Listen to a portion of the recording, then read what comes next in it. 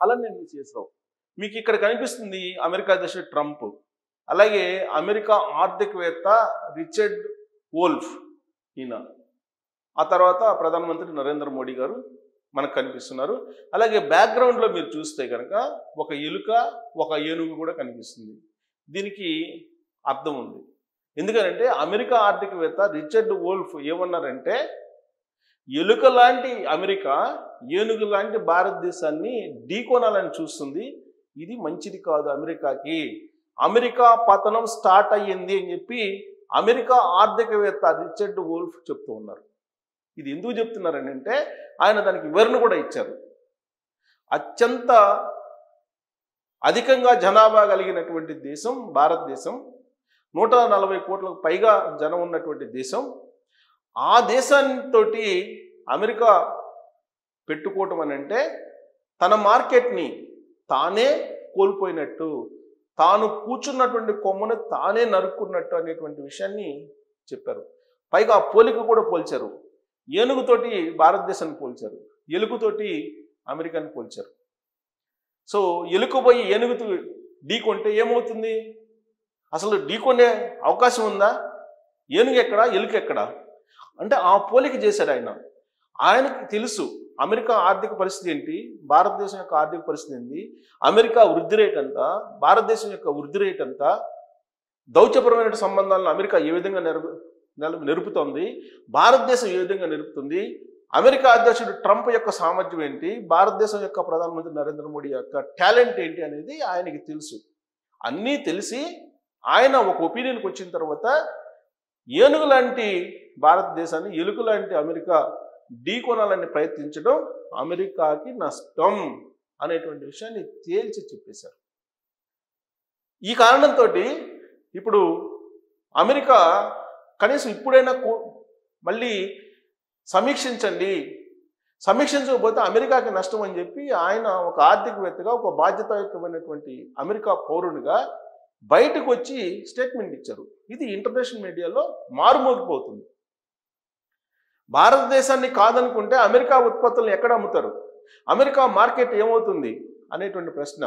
దాంతోపాటు ఆయన ఒక సూచన కూడా చేశారు, అనవసరంగా భారతదేశాన్ని మీరు రెచ్చగొడుతూ ఉన్నారు, ఆ కారణంగా భారతదేశం మరింత బలపడేటువంటి అవకాశం ఉంది అని చెప్తూ, బ్రిక్స్ తోటి ఇప్పటికే భారతదేశం బలపడుతుంది, ఆ బ్రిక్సే అమెరికాకి పతనానికి కారణం కాబోతుంది, ఇప్పుడు భారతదేశాన్ని దూరంగా పెట్టినందువల్ల బ్రిక్స్ని మరింత బలోపేతం చేస్తుంది, మరింత బలోపేతం అయ్యింది కూడా బ్రిక్స్ అనేటువంటి అంచనా రిచర్డ్ వోల్ఫ్ వేస్తూ ఉన్నారు. ఎందుకంటే బ్రెజిల్, ఇండియా, చైనా, దక్షిణాఫ్రికా ఇవన్నీ దేశాలన్నీ ఒకటవుతున్నాయి. పైగా భారతదేశానికి అనువైనటువంటి దేశాల సంఖ్య పెరుగుతూ ఉంది.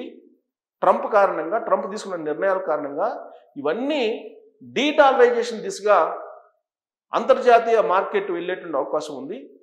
అది అమెరికాకి ప్రమాదం, అమెరికా పతనానికి కారణం కాబోతుంది అనేది అమెరికా ఆర్థికవేత్త చెప్తున్నారు. అనవసరంగా భారతదేశాన్ని కార్నర్ చేయాలని చెప్పి, భారతదేశాన్ని అణచాలని చెప్పి ప్రయత్నం చేస్తున్నాడు ట్రంప్. కానీ భారతదేశాన్ని అణచలేము, భారత యొక్క ఆర్థిక వ్యవస్థ చాలా బలంగా ఉంది, రాబోయేటువంటి రోజుల్లో ప్రపంచంలోనే ఒక పెద్ద ఆర్థిక వ్యవస్థగా ఎదగబోతుందని చెప్పి ఆయన అంచనా వేస్తూ ఉన్నారు. డెడ్ ఎకానమీ కాదు, గుడ్ ఎకానమీ భారతదేశంది అని చెప్పి చెప్తున్నారు. పైగా ఇప్పుడు ఆంక్షలు పెట్టిన కారణంగా రష్యా సహాయం మరింత ఎక్కువ భారతదేశానికి ఇచ్చేటువంటి అవకాశం ఉంది, అది కూడా అమెరికాకి ప్రమాదమేను అనేటువంటి విషయాన్ని కూడా ట్రంప్కి తెలియజేసిన ప్రయత్నం రిచర్డ్ వోల్ఫ్ చెప్తున్నారు. ఇప్పుడు అమెరికా 50% ఇంపోర్ట్ డ్యూటీస్ వేసింది, దాని కారణంగా సుమారుగా 5 లక్షల కోట్ల రూపాయలు నష్టం వస్తుంది ఏడాదికి అని చెప్పి ఒక ప్రాథమిక అంచనా వేస్తూ ఉన్నారు. కానీ ఎప్పుడైతే ట్రంప్ ఆంక్షలను విధించారో, భారతదేశం మీద ఇంపోర్ట్ డ్యూటీస్ పెంచారో, వెంటనే రష్యా అధ్యక్షుడు పుతిన్ ఆయిల్ రేట్ల మీద 27% తగ్గించేశారు ధరలు. అంటే మరింత చౌకగా భారతదేశానికి రష్యా నుంచి ఆయిల్ ప్రొడక్ట్స్ వస్తూ ఉన్నాయి, ఆయిల్ వస్తూ ఉంది, ముడి సరుకు, ముడి ఆయిల్ వస్తూ ఉంది. ఈ కారణంగా అమెరికా దిగుమతి సుంకాలు రూపంలో వచ్చేటువంటి నష్టం ఎంతో కొంత సగానికి పైగా ఈ రష్యా ముడి చమురు ధరలు తగ్గించిన కారణంగా పూడ్చుకుంటుంది. అంతేకాకుండా భారతదేశానికి సంబంధించినటువంటి ఉత్పత్తుల్ని మిగతా దేశాలకి ఎగుమతి చేసుకునే దానికి ద్వారాలు తెరుస్తుంది భారతదేశం. అప్పుడు అమెరికా మునిగిపోతుంది అనేటువంటి విషయాన్ని రిచర్డ్ వోల్ఫ్ చెప్తూ ఉన్నారు. భారతదేశం నుంచి ఒకవేళ కనుక ఫార్మా ఉత్పత్తులు వెళ్ళకపోతే అమెరికాలో ఉండేటువంటి పౌరుల పరిస్థితి ఏంటి? అమెరికాలో జనరిక్ మెడిసిన్స్ కొనుగోలు చేసేటువంటి పరిస్థితి ఉండదు. భారతదేశం ఫార్మా రంగాన్ని కుదేలు చేసేందుకు, దెబ్బతీసేందుకు ట్రంప్ ఇంపోర్ట్ డ్యూటీస్ పెంచారు. ఇప్పుడు ఫార్మా రంగం ఏం చేస్తుంది? ఇతర దేశాలకు సంబంధించిన ఎగుమతులను పెంచుకునేటువంటి ప్రయత్నం చేస్తుంది. ఈ విషయం ఆర్థికవేత్తగా ఉన్నటువంటి రిచర్డ్ వోల్ఫ్కి తెలుసు. ప్రపంచంలో అనేక దేశాలు ఉన్నాయి, ఒక అమెరికానే కాదు భారతదేశానికి. భారతదేశం యొక్క ఉత్పత్తుల్ని అమెరికాకు ప్రత్యామ్నాయంగా మిగతా దేశాలకి ఎగుమతి చేసేటువంటి అవకాశం ఉంది. ఆ పరిణామం భారతదేశాన్ని మరింత బలోపేతం చేసే దిశగా ఉంటుంది అనేటువంటి అంచనాని రిచర్డ్ వోల్ఫ్ వేస్తున్నారు.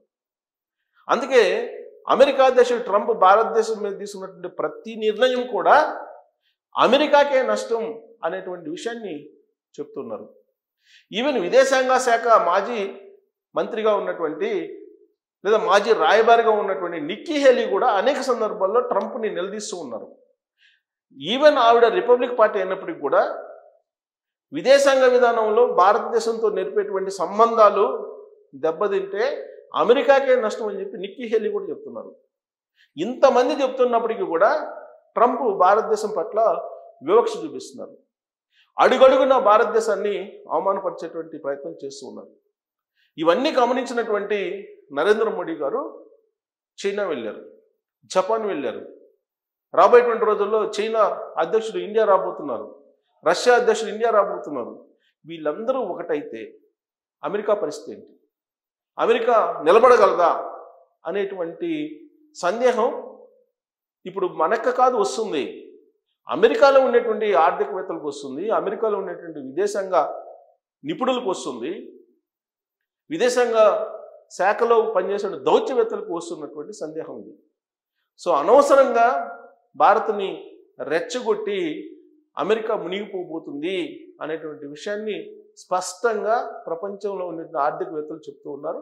ఇప్పుడు నరేంద్ర మోడీ గారు కూడా వేస్తున్నటువంటి అడుగులు ఏ విధంగా ఉన్నాయంటే అసలు అమెరికా సంగతి చూడాలి అనేటువంటి యాంగిల్లో ఉంది. బహుశా నరేంద్ర మోడీ గారికి కూడా అమెరికా మీద కసి ఉండొచ్చు. కారణం ఏంటంటే గోద్రా అల్లర్ల నేపథ్యంలో అమెరికాకి అసలు ఆయన శాశ్వతంగా నిషేధించారు, వీసా ఇవ్వలేదు ఆయనకి.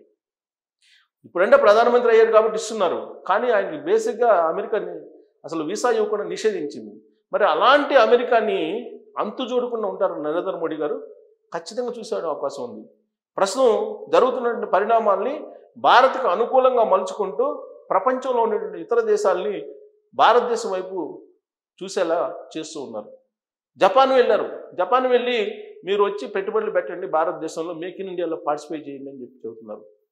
భారతదేశంలో పెట్టుబడులు పెట్టి ప్రపంచానికి కావలసినటువంటి వస్తువులను తయారు చేయండి, అన్ని రకాలుగా మేము సహకరిస్తామని చెప్పి నరేంద్ర మోడీ గారు చెప్తున్నారు. ఇప్పుడు చైనా వెళ్ళారు, చైనాలో కూడా అలాంటి నినాదం వినిపిస్తారు. ఇప్పుడు ఇవన్నీ కనుక ఒకటైతే అమెరికాని వ్యతిరేకించే దేశాలు అనేకం ఉన్నాయి ప్రపంచంలో. అవన్నీ ఒకటైతే కనుక అమెరికా పరిస్థితి ఏంటి, మునిగిపోవటం ఖాయమేనా అనే దాని మీద మీరు కామెంట్ చేయొచ్చు. Thank you.